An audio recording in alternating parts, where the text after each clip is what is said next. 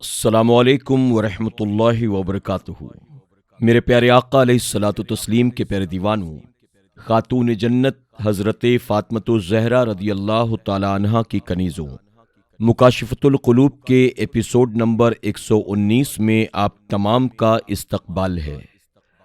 الصلاۃ والسلام علیک یا رسول اللہ، الصلاۃ والسلام علیک یا حبیب اللہ، الصلاۃ والسلام علیک یا نبی اللہ، وعلی آلک واصحابک یا نور اللہ، صلی اللہ تعالی علیہ وسلم۔ باب 99، اتباع خواہشات و بدعات۔ نبی کریم صلی اللہ علیہ وسلم کا فرمان ہے کہ اپنے آپ کو نئے امور سے بچاؤ، کیونکہ ہر نیا کام بدعت ہے، اور ہر بدعت گمراہی ہے، اور ہر گمراہی موجب نار ہے۔ فرمان نبوی صلی اللہ علیہ وسلم ہے، جس نے ہمارے اس دین میں کوئی ایسی بات نکالی جو دین میں نہیں ہے تو وہ بات مردود ہے۔ ایک مقام پر حضور اکرم صلی اللہ علیہ وسلم نے فرمایا، تم پر میرے طریقے اور میرے بعد آنے والے خلفائے راشدین کے طریقے کی پیروی لازم ہے۔ ان احادیث مبارکہ سے یہ بات معلوم ہوئی کہ ہر وہ بات جو کتاب و سنت اور اجماع ائمہ کے مخالف ہو وہ قابل تردید بدعت ہے، یعنی بدعت سیئہ ہے۔ حضور اکرم صلی اللہ علیہ وسلم کا ارشاد ہے کہ جس نے عمدہ طریقہ جاری کیا اسے اس کا اجر ملے گا، اور قیامت تک جو بھی اس پر عمل کریں گے طریقہ جاری کرنے والے کو اس کا ثواب ملے گا، اور جس نے برا طریقہ جاری کیا اس کو اس کا اور قیامت تک اس پر عمل کرنے والوں کا گناہ ہوگا۔ حضرت قتادہ رضی اللہ تعالی عنہ اس فرمان الہی مفہوم اور تحقیق یہ میرا سیدھا راستہ ہے، پس اس کی اتباع کرو، اس کے بارے میں کہا، جان لو راستہ صرف ایک راستہ ہے جس کی جڑ ہدایت اور جس پر پھرنا جنت کی طرف ہے، اور شیطان نے متفرق راستے بنائے ہیں جس کا اصل گمراہی اور جس پر پھرنا جہنم کی طرف ہے۔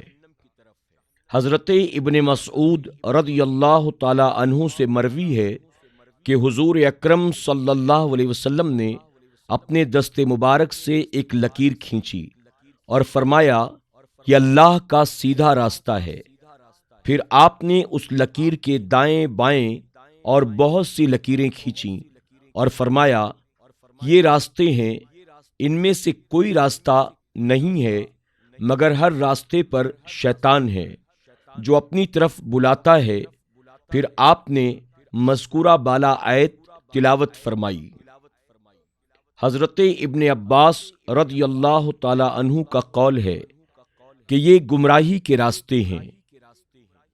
حضرت ابن عطیہ رضی اللہ تعالی عنہ کا قول ہے، یہی راستے جن کی حضور اکرم صلی اللہ علیہ وسلم نے نشاندہی فرمائی ہے، ان میں یہودیت، نصرانیت، مجوسیت اور تمام پیروان مذاہب باطلہ، بدعتی، نفسانی خواہشات کی پیروی کرنے والے، گمراہ، اپنی الگ راہیں متعین کرنے والے وغیرہ سب شامل ہیں، چاہے وہ جھگڑوں میں، فتنہ اور فساد میں دلچسپی لینے والے ہوں یا گفتگو میں بال کی کھال اتارنے والے ہوں۔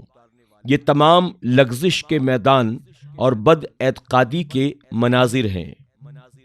فرمان نبوی صلی اللہ علیہ وسلم ہے، جس نے میری سنت سے اعراض کیا وہ مجھ سے نہیں ہے۔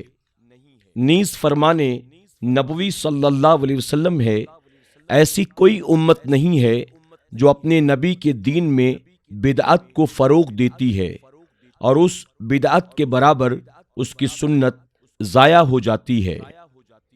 فرمان نبوی صلی اللہ علیہ وسلم ہے کہ اللہ تعالیٰ کے نزدیک آسمان کے نیچے ایسا کوئی معبود نہیں جس کی عبادت کی جاتی ہو اور جو اس خواہش نفسانی کے مشابہ اور مساوی ہو جس کی بندہ اتباع کرتا ہے۔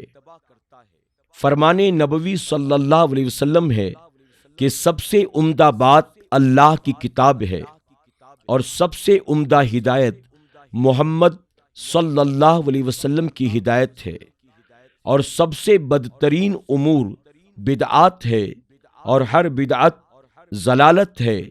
میں تم پر تمہاری پشتوں، شرمگاہوں اور گمراہ کن خواہشات کی شہوات سے ڈرتا ہوں۔ تم ہر بدعت سے بچو کیونکہ ہر بدعت گمراہی ہے۔ فرمان نبوی صلی اللہ علیہ وسلم ہے کہ اللہ تعالی ہر بدعتی سے توبہ کو پوشیدہ کر دیتا ہے یہاں تک کہ وہ بدعات کو ترک نہ کر دے۔ فرمان نبوی صلی اللہ علیہ وسلم ہے کہ اللہ تعالی کسی صاحب بدعات کا روزہ، حج، عمرہ، جہاد، ہیلہ اور انصاف کچھ بھی قبول نہیں کرتا۔ وہ اسلام سے ایسے نکل جاتا ہے جیسے آٹے سے بال نکلتا ہے۔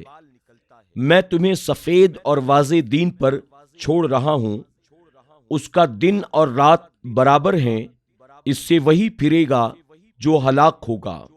ہر زندگی کے لیے ایک ہمت ہے اور ہر ہمت کے لیے ایک سستی ہے۔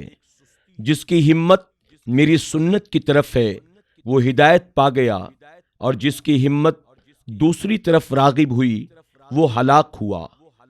میں اپنی امت پر 3 چیزوں سے ڈرتا ہوں: عالم کی لغزش، قابل تقلید خواہشات اور ظالم حاکم۔ میری امت کے لیے یہ تینوں چیزیں بہت خطرناک ہوں گی۔ آلات لہو و لہب کی مذمت۔ بخاری شریف میں مروی ہے، حضور اکرم صلی اللہ علیہ وسلم نے فرمایا، جس شخص نے اپنے ساتھیوں سے کہا آؤ جوا کھیلیں، اسے چاہیے کہ وہ صدقہ کرے۔ مسلم، ابو داؤد اور ابن ماجہ کی روایت ہے، حضور اکرم صلی اللہ علیہ وسلم نے فرمایا، جو نرد یا نرد شیر سے کھیلا گویا اس نے خنزیر کے گوشت اور لہو میں ہاتھ ڈبو دیا۔ احمد وغیرہ کی روایت ہے، حضور اکرم صلی اللہ علیہ وسلم نے فرمایا، ایسے شخص کی مثال جو نرد کھیلتا ہے پھر نماز کے لیے کھڑا ہوتا ہے، ایسی ہے جیسے کوئی شخص پیپ اور خنزیر کے خون سے وضو کرتا ہے اور پھر نماز کے لیے کھڑا ہوتا ہے، یعنی اس کی نماز قبول نہیں ہوتی، جیسا کہ دوسری روایت میں اس کی تصریح موجود ہے۔ بیہقی نے یحییٰ بن کثیر رضی اللہ تعالی عنہ سے روایت کی کہ حضور اکرم صلی اللہ علیہ وسلم کا ایسے لوگوں کے پاس سے گزر ہوا جو نرد کھیل رہے تھے۔ آپ نے فرمایا، دل غافل ہیں، ہاتھ کرنے والے ہیں اور زبانیں فضول بکنے والی ہیں۔ دیلمی نے روایت نقل کی کہ حضور اکرم صلی اللہ علیہ وسلم نے فرمایا، جب تم ایسے لوگوں سے گزرو جو فال کے تیروں، شطرنج، نرد اور ان سے مشابہ ہر اس چیز میں جو حرام کر دیا گیا ہے لگے ہوں تو انہیں سلام نہ کرو، اگر وہ تمہیں سلام کریں تو ان کے سلام کا جواب بھی نہ دو۔ فرمان نبوی صلی اللہ علیہ وسلم ہے کہ 3 چیزیں جوا ہیں: شرطیہ بازیاں، چھوٹے چھوٹے تیروں کو پھینک کر جوا کھیلنا، اور سیٹیاں بجا بجا کر کبوتر اڑانا۔ حضرت علی کرم اللہ وجہ الکریم کا ایسے لوگوں کے پاس سے گزر ہوا جو شطرنج کھیل رہے تھے۔ آپ نے فرمایا، کیا یہ وہ صورتیں ہیں جن کے واسطے تم اعتکاف کرنے والے ہو؟ تم میں سے کسی ایک کے ہاتھوں میں انگارے اٹھا لینا یہاں تک کہ وہ بجھ جائے، انہیں چھونے سے بہتر ہے۔ پھر فرمایا بخدا تم اس کے علاوہ کسی اور کام کے لیے پیدا کیے گئے ہو۔ مزید ارشاد نبوی صلی اللہ علیہ وسلم ہے کہ شطرنج کھیلنے والے بہت جھوٹے ہوتے ہیں۔ ان میں سے ایک کہتا ہے میں نے قتل کر دیا اور مارا، حالانکہ اس نے نہ کسی کو قتل کیا ہوتا ہے اور نہ مارا ہوتا ہے۔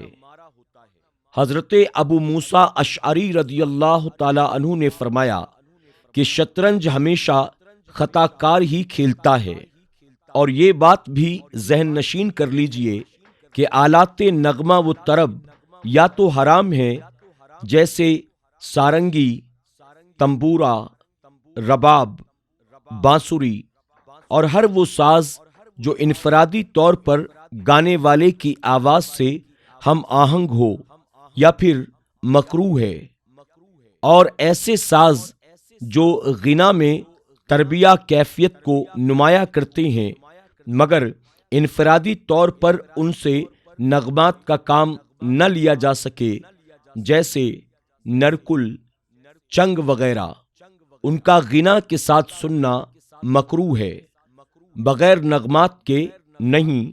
اور جو ساز جائز ہیں وہ ایسے ہیں جو نغمہ و طرب کے لیے نہیں بلکہ اطلاع کے لیے بجائے جاتے ہیں، جیسے بگل، طبلِ جنگ یا مجمع اکٹھا کرنے کا طبل یا نکاح کے اعلان کے لیے دف بجانا وغیرہ۔